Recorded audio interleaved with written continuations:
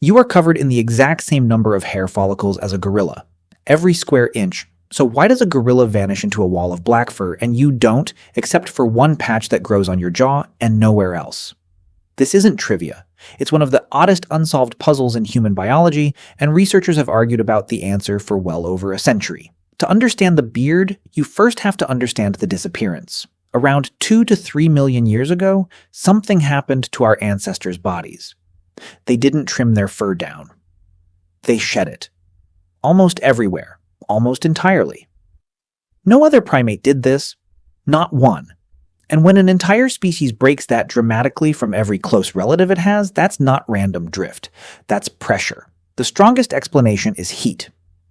Paleoanthropologist Peter Wheeler, who has published extensively on hominin thermoregulation, argued that early humans were shifting into a new kind of hunting. Not a quick ambush, but a long chase across open savanna, sometimes for hours, until the prey simply overheated and dropped. That strategy only works if the hunter doesn't overheat first, and a body wrapped in fur traps heat exactly when it needs to shed it fastest. So evolution made a swap. Fur went out, sweat glands came in by the millions, packed more densely into human skin than into almost any other mammal on Earth. Fur blocks sweat from evaporating properly. Strip it away, and the cooling system finally works the way it needs to. That single trait explains almost the entire human body.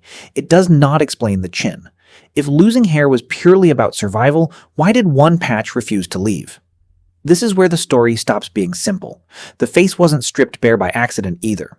Look at what stayed. The scalp kept hair to shield the skull from direct sun. Eyebrows and eyelashes stayed to keep sweat and grit out of the eyes. And on men specifically, hair stayed thick along the jaw and lower face. That last one breaks the cooling theory completely. A beard doesn't help you run longer or cool down faster. If anything, it works against you, holding heat right where major blood vessels sit close to the skin's surface. So if temperature explains the rest of the body, something else entirely has to explain the beard. And the leading explanation has nothing to do with survival. It's about choice. Not the man's choice, the choice made by everyone looking at him. Charles Darwin flagged this exact contradiction back in 1871 in The Descent of Man. He couldn't reconcile a trait that offered no obvious survival benefit yet still appeared reliably across human males everywhere he looked. His answer wasn't natural selection, it was sexual selection, a feature that spreads not because it keeps you alive, but because it keeps you chosen.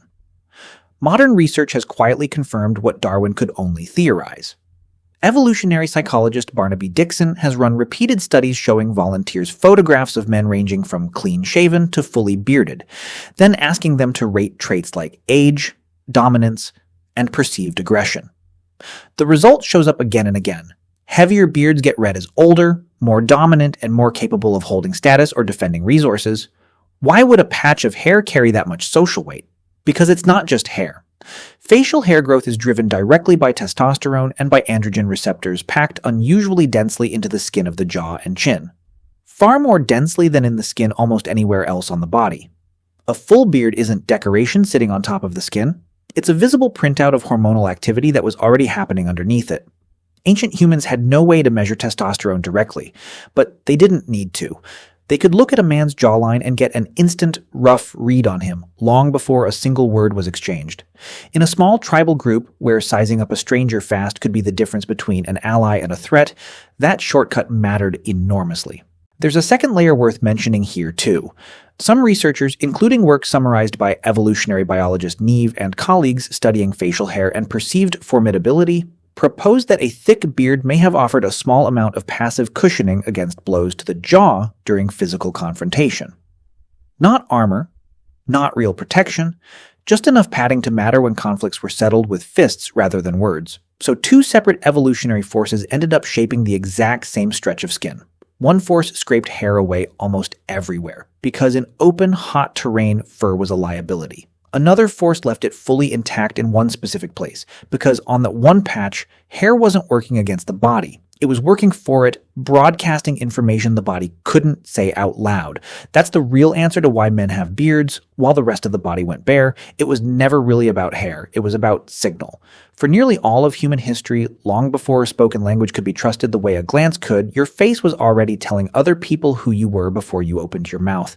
Which brings this back to you, standing at a mirror on an ordinary morning. A few passes of a razor, and a signal that took millions of years to build disappears in under 2 minutes. Other men spend real time and effort coaxing that same signal back out, shaping and maintaining a feature their ancestors never had the option to remove in the first place. Either way, nobody managing a beard today thinks of it as biology. But it is. You're not just grooming. You're editing a broadcast your body has been running since long before you could speak a single word to explain it. Your ancestors never got to choose whether that signal went out. You choose it every single morning, usually without ever realizing that's exactly what you're doing,